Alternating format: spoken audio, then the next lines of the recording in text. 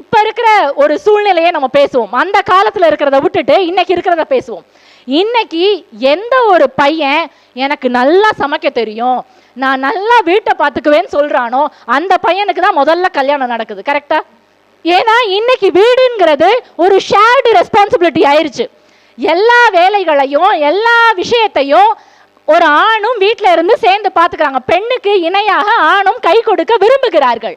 ஆனா ஒரு வேலை இடத்துல யோசிச்சு பாருங்களேன், ஒரு ப்ரொமோஷன் வருது, அந்த ப்ரொமோஷனுக்கு 5 பேர் எலிஜிபிளா இருக்காங்க, அதுல 4 ஆண்கள் ஒரு பெண்ணுன்னு வச்சுக்கோங்க. இப்ப இந்த 4 ஆண்களுடைய எண்ணம் என்னவா தெரியுமா இருக்கும்? நம்ம 4 பேர்ல யாராவது ஒருத்தருக்கு ப்ரொமோஷன் கிடைக்கணும். எனக்கு கிடைக்கலனா கூட பரவாயில்ல, நம்ம 4 பேர்ல யாராவது ஒருத்தர் கிடைக்கணும். அந்த அம்மாவுக்கு மட்டும் கிடைச்சிட்டா அந்த அம்மாவுக்கு கீழெல்லாம் கை கட்டி வேலை பார்க்க முடியாது. இந்த எண்ணம் தான் ஒரு அலுவலக சூழல்ல இன்னைக்கும் ஆண்கள் மத்தியில இருக்கு. வீட்டுல சூழல் மாறிடுச்சு. பெண்ணுக்கு முன்னேற்ற பாதை கொடுப்பதற்கு ஆண்கள் வீட்டில் தயாராக இருக்கிறார்கள்.